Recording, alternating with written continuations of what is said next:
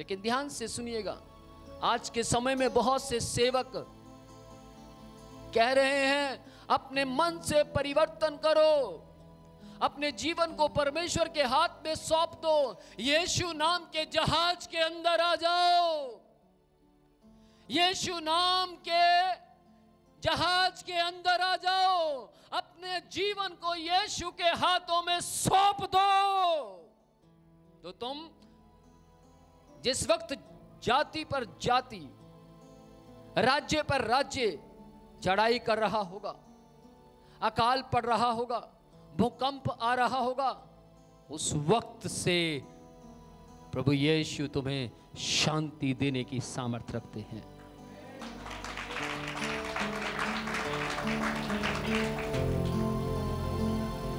बहुत से लोग कहते हैं ओह कुछ नहीं होता, डराने की बातें की जा रही हैं, सब मन घड़त कहानियां हैं।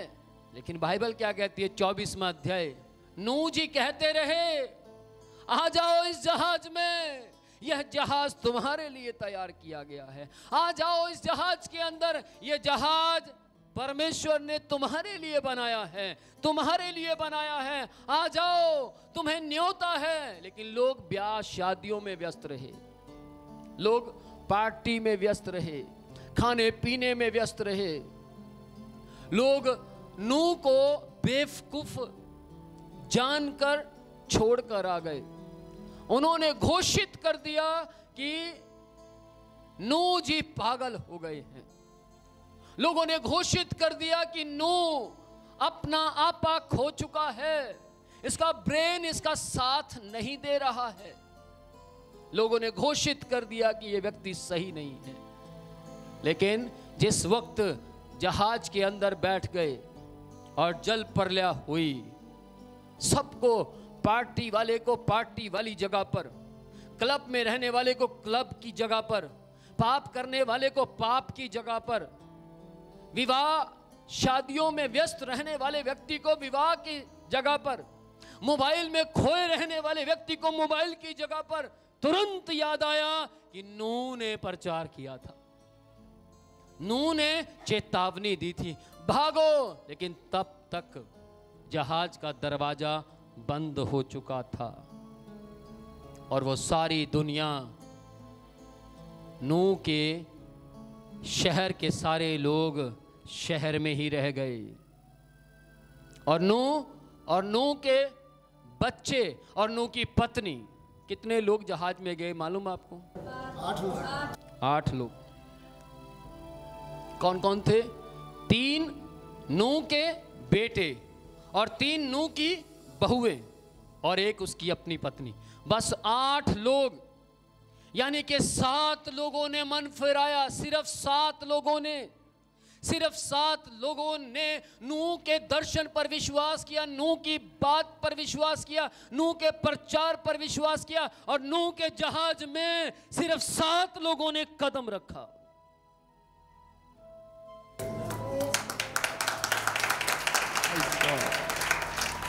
शर्म की बात है, इतना बड़ा शहर 7 लोग विश्वास कर रहे हैं।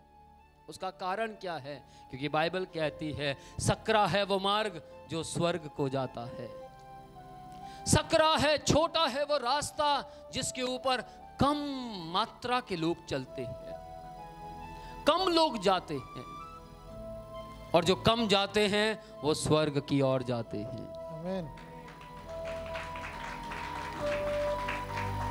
लेकिन चौड़ा है वो रास्ता जिसके ऊपर लाखों करोड़ों लोग जा रहे हैं, चौड़ा है वो रास्ता जिसको समझ नहीं पा रहे, चौड़ा है वो रास्ता जिसके बहुत से रास्ते हैं, लेकिन सकरा है वो रास्ता जिसका एक ही रास्ता है, जिसका नाम मार्ग, सत्य और जीवन। यीशु ने कहा मैं ही हूं, बिना मेरे द्वारा कोई पिता के पास नहीं जा सकता, बिना मेरे द्वारा कोई पिता को ग्रहण नहीं कर सकता, बिना मेरे द्वारा कोई स्वर्ग के दरवाजे तक नहीं पहुंच सकता, क्योंकि प्रभु यीशु ने कहा मैं खुद दरवाजा हूं।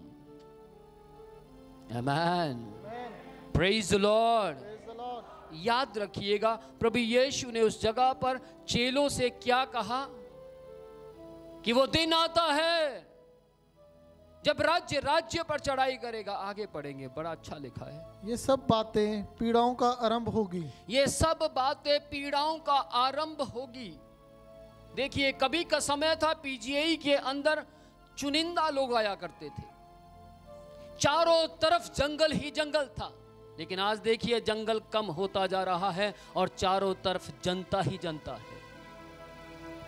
हॉस्पिटल के एक वार्ड के अंदर भी बेड दिखाई नहीं देता, बेड पर बेड बढ़ाए जा रहे हैं, लोगों की संख्या बढ़ती जा रही है। मुझे अच्छी तरह याद है, जब मैं पीजीआई में गया था तो मैंने क्या देखा था, वहां पार्किंग करने के लिए गाड़ियों की जगह ही जगह थी, लेकिन आज जगह नहीं मिलती। आज जगह के पीछे लड़ाई होती है, आपस में मुठभेड़ हो रही है, लोग आपस के ही सुख विलासों में लड़ पड़ते हैं। कारण क्या है? यहां लिखा है, तुम अंतिम दिनों में लड़ाइयां झगड़े देखोगे। पढ़िए जरा। तब वह क्लेश देने के लिए तुम्हें पकड़वाएंगे।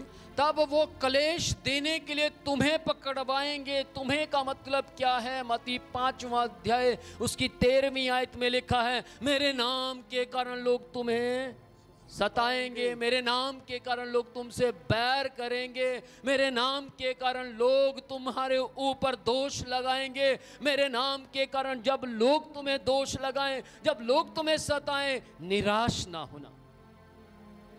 Praise the Lord.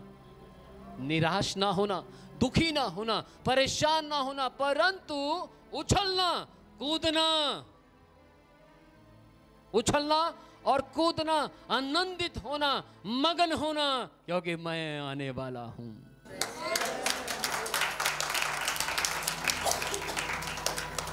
यदि किसी के बच्चे को सताया जाए तो माँ बाप परेशान हो जाते हैं। यदि किसी के बच्चे को कुछ गलत कह दिया जाए तो वो बर्दाश्त नहीं कर पाते। लेकिन देखिए, मसीह यीशु उस दिन, जिस दिन आपको और मुझे दोष पर दोष लगाया जाता है, जिस दिन हमें सताया जाता है, जिस दिन हमें कुछ गलत बोला जाता है, मसीह यीशु प्रसन्न होते हैं, आनंदित होते हैं, मगन होते हैं और कहते हैं, मेरा बच्चा सक्रिय मार्ग की ओर बढ़ रहा है, मेरा बच्चा अंतिम दिनों में खड़ा है।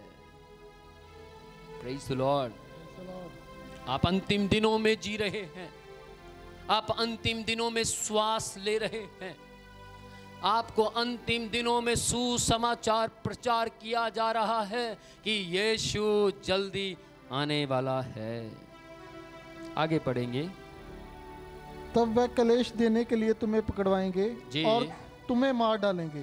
तुम्हें मार डालेंगे। किस किस को मालूम है एनआरसी शुरू हो गया है?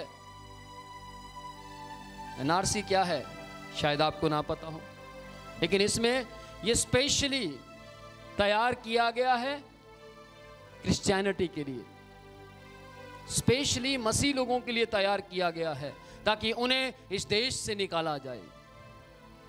हो सकता है आप में से बहुत से लोगों को कुछ ना कुछ कहा जाए, नहीं नहीं ऐसा नहीं हो सकता। आप देखिएगा, ये बाइबल की बातें पूरी हो रही हैं। अंतिम समय में मास्टर कार्ड बनाया जाएगा, बाइबल में लिखा है। अंतिम समय में चिप तैयार की जाएगी, बाइबल में लिखी है। अंतिम समय में 666 नंबर आएगा। ये किसका नंबर है? दुष्ट का नंबर, बाइबल में लिखा है। और ये 666 नंबर शुरू हो चुका है। लोग यहां छपवा रहे हैं, लोग माथे पर लगवा रहे हैं। और आपको बताना चाहता हूं, थोड़े समय के बाद देखिएगा चिप चलेगी, उसका नंबर ही 666 होगा, और वो चिप जो नहीं खरीदेगा उसको मारा जाएगा। वक्त आ रहा है, आदमी आदमी का विरोधी होगा, औरत औरत की विरोधी होगी। कभी सुना था आपने कि आदमी आदमी को खाता है? नहीं सुना था। लेकिन चीन में जाइए, धंधा होता है आदमी के मांस का। चीन में क्यों जाते हैं आप? बाइबल में जाइए, सुलेमान के वक्त में एक अकाल पड़ गया और एक औरत ने क्या किया, 2 औरतों ने साझा किया कि अकाल पड़ गया है, आज तू अपने बेटे को बनाकर खिला मुझे और तू भी खा, और कल मैं करूंगी ऐसा ही। बहुत साल पुरानी बात है ये, और आज के समय में तो ज्यादा इसकी मात्रा बढ़ गई है। किसी को समझ आ रहा है? ये वो वक्त है। लेकिन ध्यान से सुनिएगा, आपको मालूम है जो पवित्र शास्त्र को मसीह लोग जानते हैं, वो एनआरसी हो, पीआरसी हो, टीआरसी हो, एफआरसी हो, कोई सा भी आरसी क्यों ना हो, लेकिन ध्यान से सुनिएगा, वो एक आरसी बने रहेंगे, रियल क्रिश्चियन।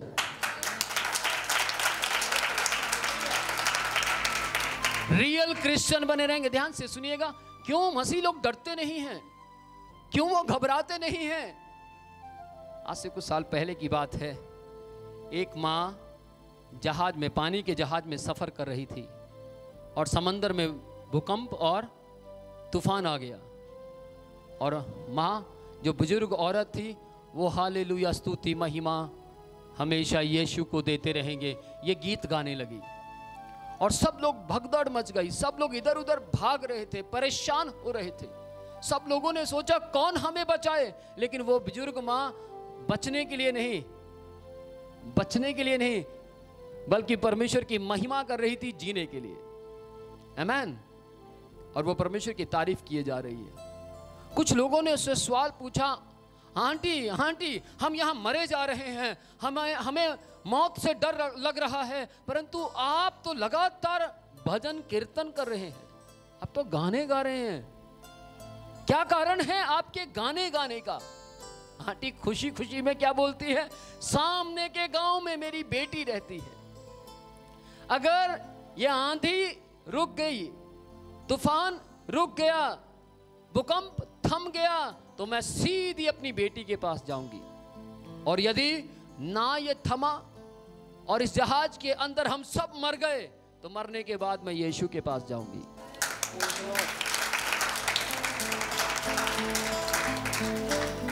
उस स्त्री में डर नाम की कोई चीज नहीं थी। आज के समय में जो बाइबल को अच्छी तरह से जानते हैं, जो बाइबल के मुताबिक जीवन जीते हैं, जो बाइबल के अंदर पढ़ कर यीशु को जान गए हैं, वो मृत्यु से नहीं डरते, वो तो अंतिम दिनों से डरते हैं। अंतिम दिनों का भय खाते हैं कि हम यीशु के पास जाएंगे या नहीं जाएंगे, उसके बारे में सोच कर अंतिम दिनों के लिए अपने आप को तैयार करते हैं। Praise the Lord, praise the Lord. हमें भी अपने आप को तैयार करना है। आगे पढ़िए। और मेरे नाम के कारण सब जातियों के लोग तुमसे बैर रखेंगे। मेरे नाम के कारण सब जातियों के लोग, सुनिएगा मैं ऊंची आवाज से बोल रहा हूं, सब जातियों के लोग, फिर से कह रहा हूं, सब जातियों के लोग, एक बार फिर बोल रहा हूं, सब जातियों के लोग तुमसे बैर करेंगे। ये सब जातियां जो शब्द है, ये सही मायने में बाइबल का शब्द नहीं है, बल्कि इंग्लिश में लिखा सब देशों के लोग तुमसे बैर करेंगे। सही शब्द ये है। किस किस को समझ आया? सब देशों के लोग तुमसे बैर करेंगे। किन से बैर करेंगे? मसीह के मुताबिक चलने वालों से, नाम के कारण, मसीह के नाम पर विश्वास करने वालों के कारण सब देशों के लोग, और उन देशों में किसी भी बिरादरी का, किसी भी रंग का, किसी भी तरह का व्यक्ति क्यों ना हो, वो बैर करेगा। पर ध्यान से सुनिएगा, फिर भी कितनी गजब की बात होगी, फिर भी कितनी हैरानी की बात होगी कि जिनका विरोध हो रहा होगा वो निर्भय होंगे। उन पर डर की एक किरण भी दिखाई ना दे रही होगी, और वो हंसते हंसते मरने के लिए तैयार होंगे। इसी को बोलते हैं आनंदित रहो। मैं फिर कहता हूं, आनंदित रहो। Praise the Lord. आनंद का समय है। आमेन, आमेन। खुश रहें, मगन रहें। Praise the Lord. आगे पढ़िए।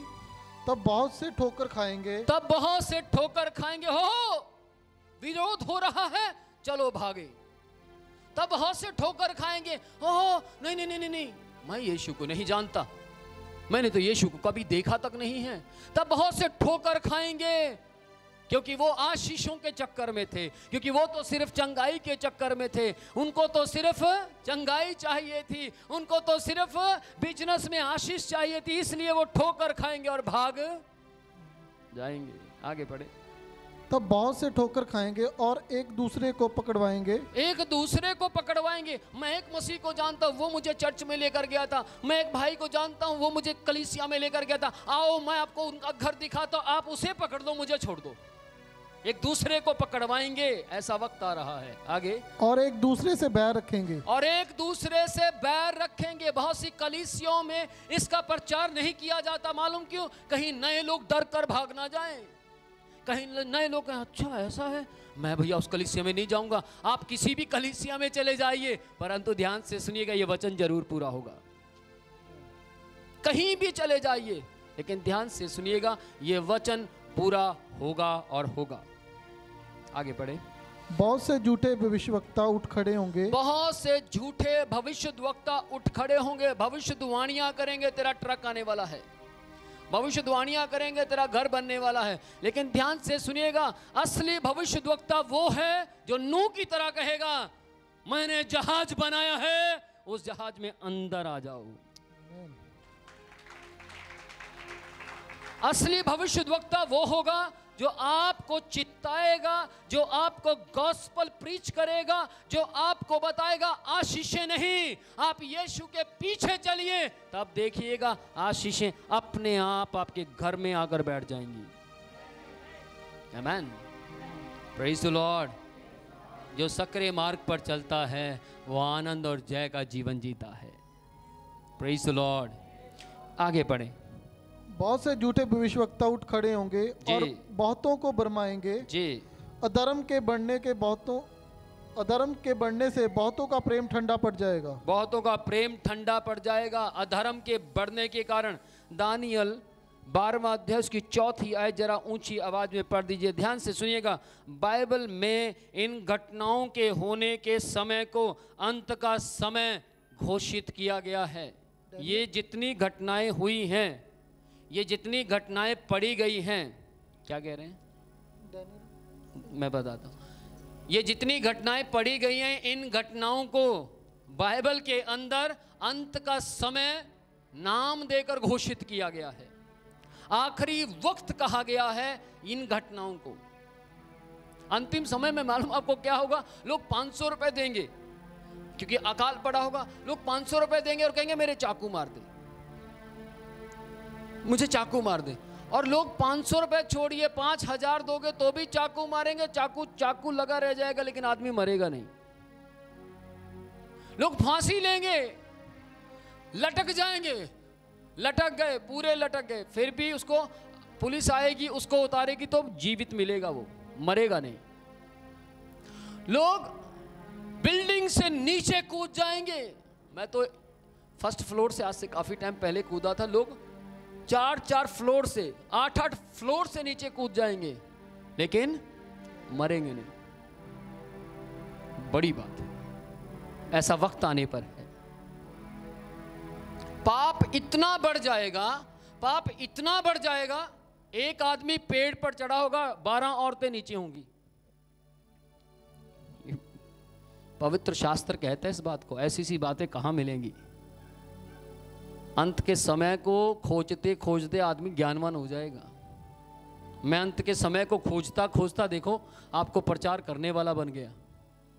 Praise the Lord, praise the Lord. इस बात को समझिए, क्या कहा जा रहा है, क्या सुना जा रहा है। दानियल 12वां अध्याय की 4थी आयत को पढ़िए। देखिए दानियल को क्या परमेश्वर ने कहा। हे दानियल, तू इस पुस्तक पर मोहर करके इन वचनों को अंत समय तक के लिए बंद रख। बहुत लोग पूछ पाछ, ध्यान से सुनिएगा, बहुत लोग पूछ पाछ ढूंढ ढांड करके इससे ज्ञानवान हो जाएंगे। पूछ पाछ करेंगे। आपको मालूम है, अगर दानियल मोहर बंद कर कर उस पुस्तक की बातों को ना छिपाता तो हम कभी खोजबीन ना करते। हम पूछ पाछ करते हैं, हम दूसरों से पूछते हैं अंत का समय ये क्या होता है, अंत का समय ये कैसे होगा, अंत के समय में आखिरकार होगा क्या, अंत के समय में यीशु कैसे आएगा। लोग अगर दानियल जी इसको मोहर लगाकर बंद ना करते तो लोग कभी बाइबल ना पढ़ते। क्या कहते हैं, किस किस को समझ आ रही है? कोई ना पढ़ता, कोई नहीं, बता तो दिया है, क्या जरूरत है पढ़ने की। लेकिन मेरी बात ध्यान से सुनिएगा, ये बातें छिपा दी गई हैं ताकि आप और मैं बाइबल को ढूंढें, पढ़ें और खोजबीन करें और ढूंढ ढांड कर पूछ पाछ कर हम भी ज्ञानवान हो जाएंगे। Praise the Lord. Praise the Lord. अंतिम दिनों में आदमी का नेचर कैसा हो जाएगा, अंतिम दिनों में ना चाहकर भी मनुष्य ऐसा बन जाएगा। बाइबल कहती है ऐसा हो जाएगा। वो बनना नहीं चाहेगा परंतु हो जाएगा। लेकिन वही बचे रहेंगे जो सकरे मार्ग पर चलते हैं। Praise the Lord. पढ़िए जरा 2 तिमोथी चैप्टर 3 वर्स 1 to 5।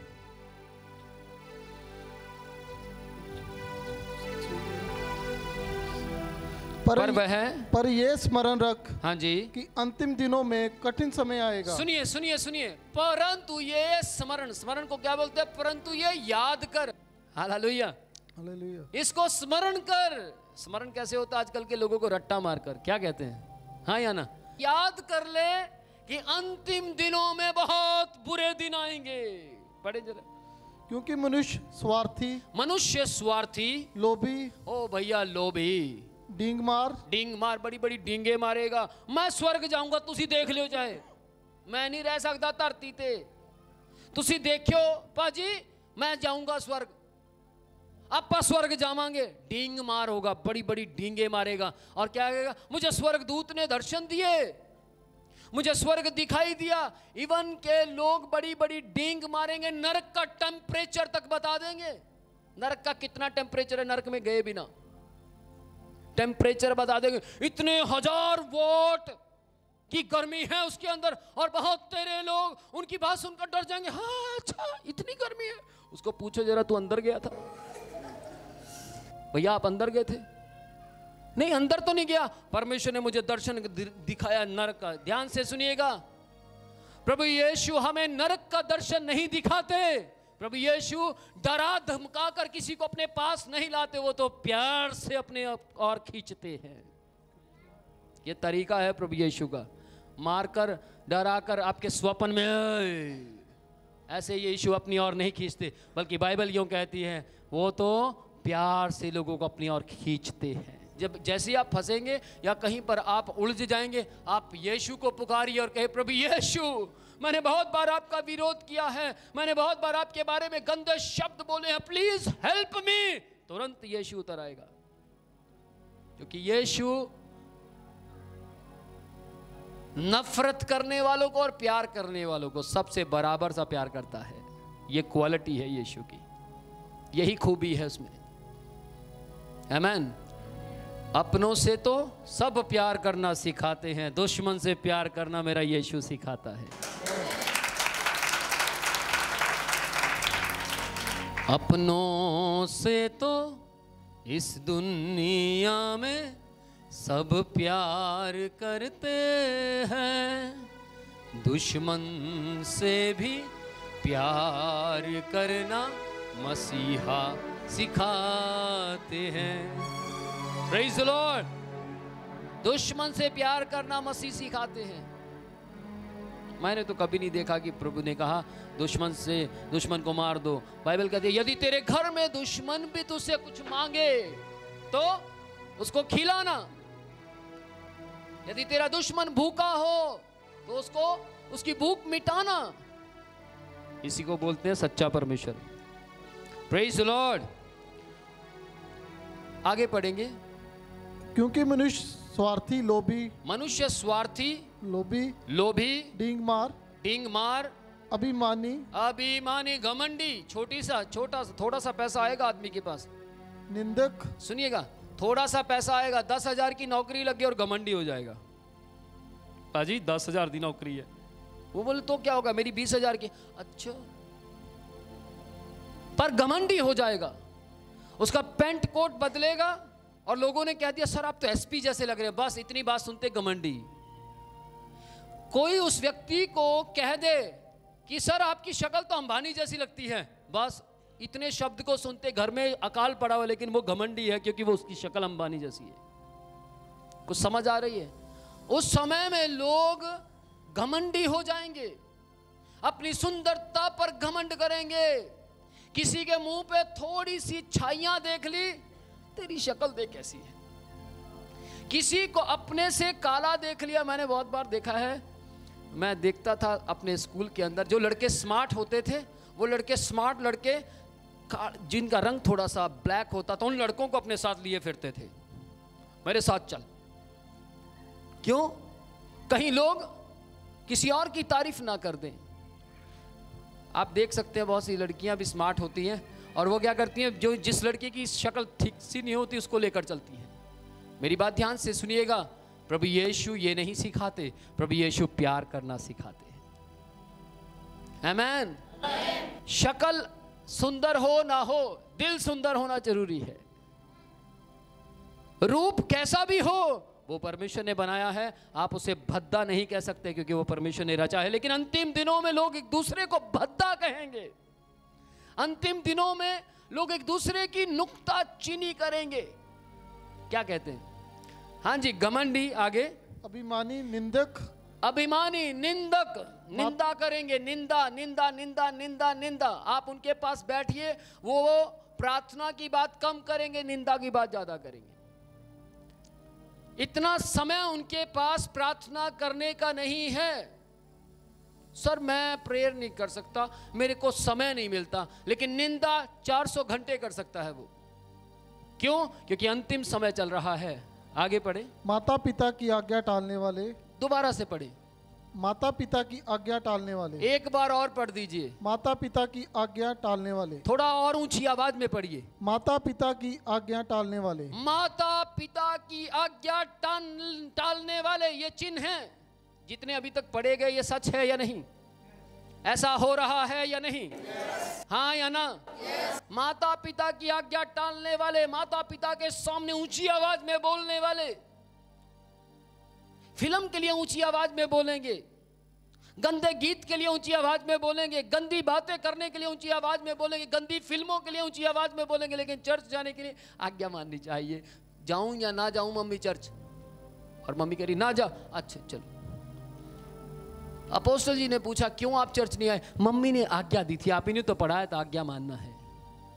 ध्यान से सुनिएगा, कहां मानना है कहां नहीं मानना है आपको मालूम होना चाहिए। जहां आपको सही शिक्षा मिलती है वहां जरूर जाइए, ताकि घर में भी बदलाव आ सके। वो जगह फिर कोई भी क्यों ना हो, आमीन। वो जगह अच्छी होनी चाहिए। और बाइबल यूं कहती है जो अच्छा है उसे ले लो, उसे छोड़ो मत, उसे अपनी जिंदगी में, अपने जीवन में अपनाइए। और आप देखिएगा, कभी देखिएगा, कभी अंदाजा लगाइएगा, आजकल के जवान लड़के लड़कियां रोज फेस्टिवल हो तो सारे चले जाएंगे। और कलीसिया लग रही थी, आज मम्मी आप चले जाओ, आज पापा आप चले जाओ, आप जो मिलेगा वो लाकर मुझे दे देना। ऐसा है या नहीं? मैं घर में बैठा बैठा आशीषित हो जाऊंगा या हो जाऊंगी। लेकिन ध्यान से सुनिएगा, अंतिम दिन है।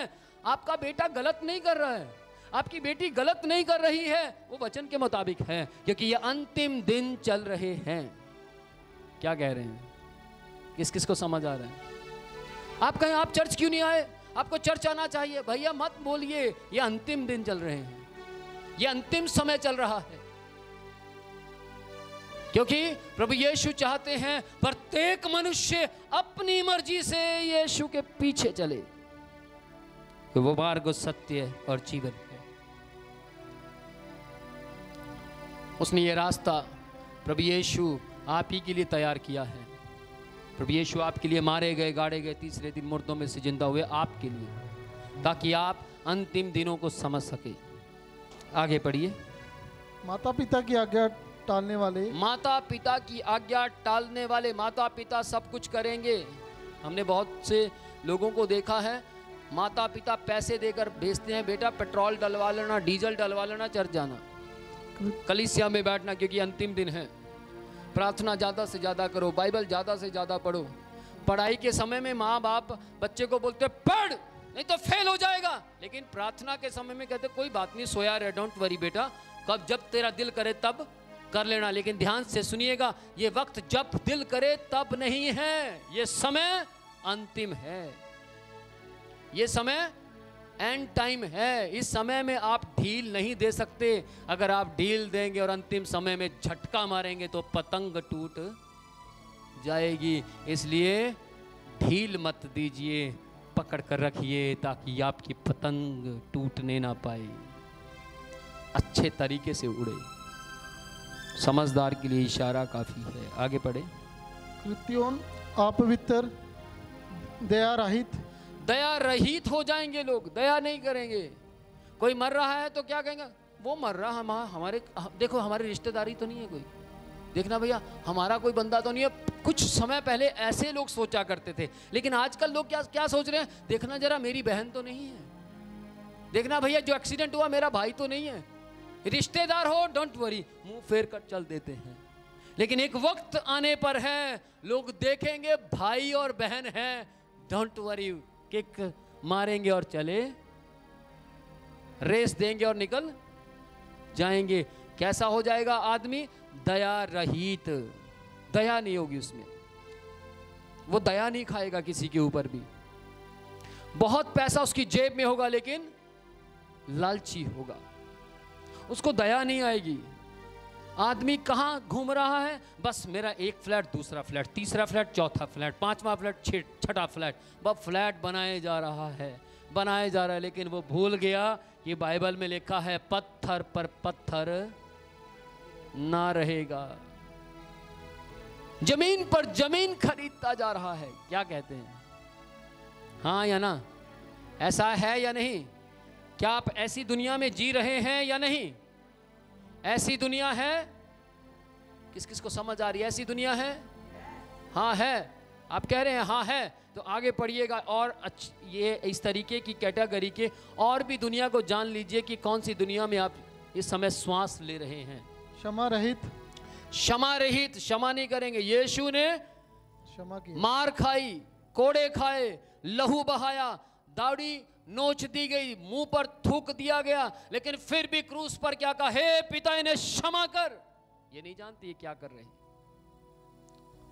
एक झटके में क्षमा कर दिया। और प्रभु यीशु का दोष क्या था? उन्होंने अंधों को आंखें दी, लंगड़ों को चलता किया, गूंगों को जुबान दी, बहरों को कान दिए, मुर्दों को जिंदा किया, हाँ या ना? मिर्गी वालों को चंगा कर दिया। ये दोष था दुनिया की नजरों में। आज भी ऐसा ही है। जो आदमी भला काम करता है, मैं यहाँ प्रचार कर रहा हूँ समय की परवाह ना करते हुए, आपको वचन सुना रहा हूँ समय की परवाह ना करते हुए, मेरा भी घर है, मेरा भी परिवार है, मेरे भी बच्चे हैं, आपके बच्चों के एग्जाम चल रहे हैं, मेरे भी बच्चे का एग्जाम चल रहा है, लेकिन परवाह नहीं कर रहा हूँ। कारण क्या है? क्योंकि अंतिम समय है, ये अंतिम वक्त है, और इन अंतिम दिनों में मेरा फर्ज बनता है आपको सही सलाह देने का कि यीशु नाम का एक जहाज तैयार किया गया है, उसमें आ जाइए, बच जाएंगे। इन 26 सालों में लोगों ने डिक्लेयर कर दिया विनोद प्रोजिया पागल है, लोगों ने डिक्लेयर कर दिया इसका दिमाग सटरा गया है, लोगों ने कह दिया भैया ये आदमी ठीक नहीं है, लोगों ने कह दिया इसकी मत सुनो, अपने में मस्त रहो, अपने काम में व्यस्त रहो, इसकी मत सुनो, ये पागल है, ये पागल है, ये पागल है। लेकिन ध्यान से सुनिएगा, एक वक्त आएगा, एक वक्त आएगा, एक समय आएगा, एक वक्त आएगा जब संसार की दृष्टि में मैं बुद्धिमान गिना जाऊंगा। एक वक्त आएगा जब मैं यीशु नाम के जहाज के अंदर होऊंगा। एक वक्त आएगा जब उस जहाज का दरवाजा बंद हो जाएगा। एक वक्त आएगा जब मुझे पसीना पोंछने का वक्त मिलेगा। आमीन। जब मैं भी कहूँगा कि प्रभु अब मैं आराम से बैठूंगा और आपकी महिमा करूंगा। आमीन। Praise the Lord. Praise the Lord. ये वक्त आराम से बैठने का नहीं है, ये वक्त मेहनत करने का है, ये वक्त स्ट्रगल करने का है, ये वक्त है प्रार्थना करने का, बाइबल पढ़ने का, ये वक्त है वचन के मुताबिक चलने का, ये वक्त है भलाई करने का, ये वक्त है क्षमा करने का, ये वक्त है दया करने का, क्योंकि अंतिम समय चल रहा है। इसके अपोजिट कीजिए, इसके उल्टा कीजिए, जो जो यहां बताया जा रहा है उसके उल्टा कीजिए, तब पता लग जाएगा कि आप सक्रिय मार्ग पर चल रहे हैं। हो सकता है आपको लगे इस वक्त हो समय कितना हो गया है। ध्यान से सुनिएगा, अगर मैं चुटकुले सुनाऊं, यहां पर कोई ऐसी गंदी बात बोलूं, तो शायद आप रात के 12 से भी 1 बज जाए तो कहेंगे डोंट वरी, चले जाएंगे, चिंता ना करो, डोंट वरी सर, और सुना दो। परंतु ध्यान से सुनिएगा, धन्य है वे लोग जो इन वचनों को सुनते हैं और कानों की खुजली के कारण नहीं, बल्कि आत्मा की उन्नति के कारण बैठकर इस वचन को ग्रहण करते हैं।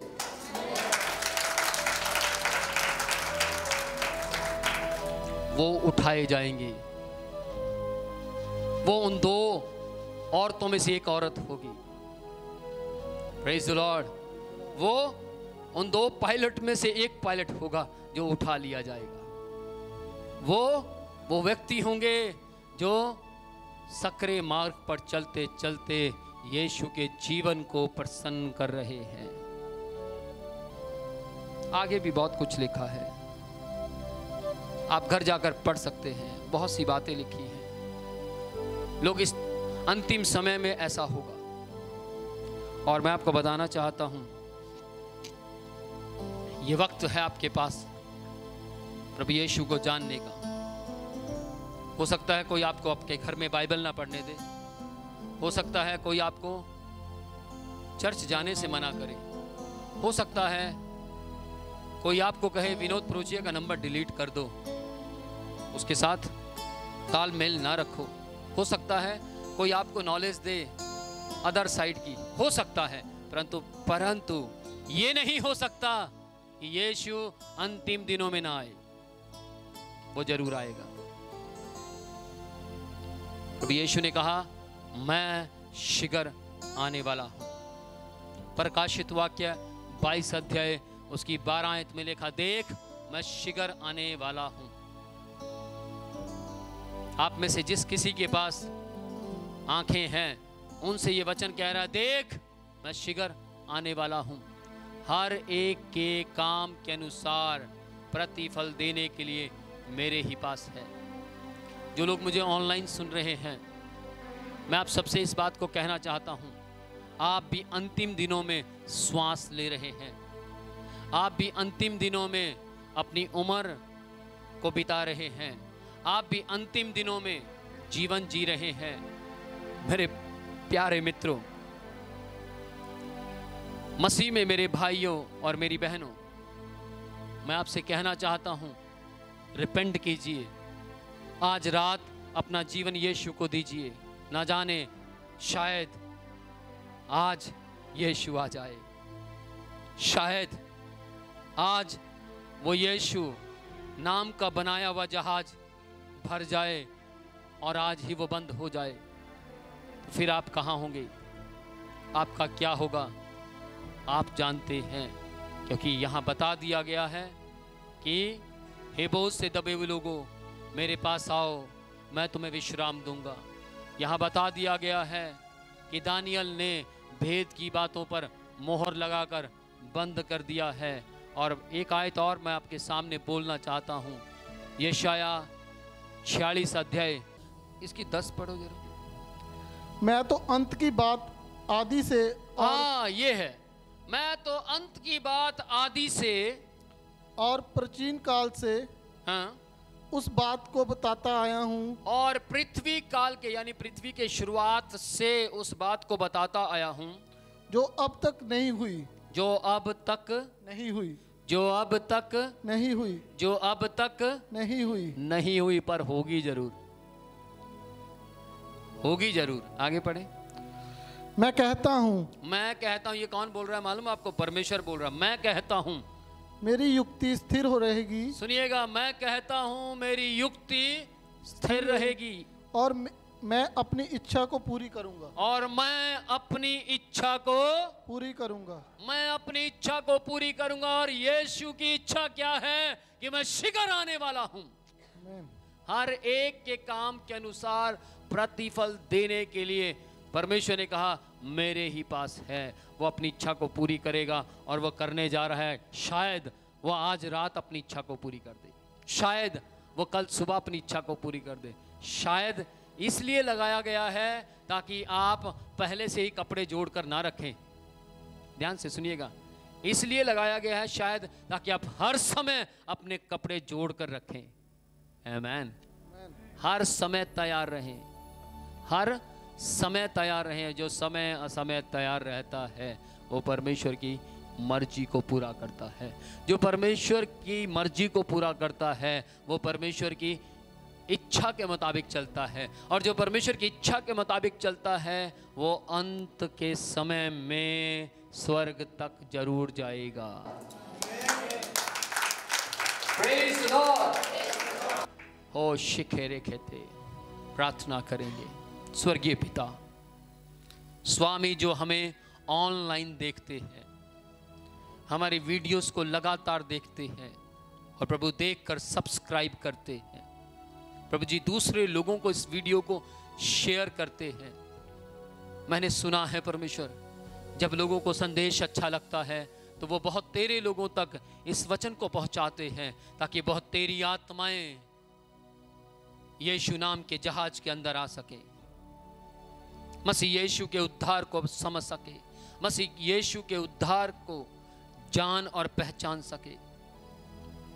स्वर्गीय पिता, मैं प्रार्थना करता हूं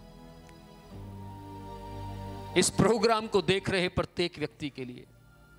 मैं प्रार्थना करता हूं ये अंतिम दिनों को जानने और पहचानने पाए, समझने पाए कि आप क्यों आ रहे हैं और आप आकर क्या करेंगे और आपके आने का चिन्ह क्या होगा। और जब आप आएंगे तो आप इन चिन्हों, ये जितने चिन्ह बताए गए हैं, जैसे जैसे ये चिन्ह पूरे होंगे आपका आगमन नज़दीक होगा।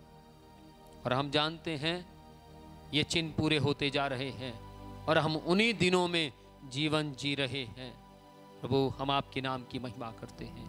यहाँ बैठे हुए प्रत्येक व्यक्ति को आपके हाथों में सौंपता हूँ। प्रभु जी, मैं जानता हूँ ये सब आपकी संतान हैं, ये आपके लोग हैं। आशीष मांगता हूँ आज की रात परमेश्वर, यदि आपका आगमन है तो हम आपके साथ उठाए जाएं, और यदि नहीं तो हमें अपने आगमन के लिए तैयार कीजिए, हमें अपने आगमन के लिए तैयार कीजिए। प्रार्थना आपके पुत्र मसीह यीशु के नाम में एक साथ मांगते हैं। आमीन, आमीन।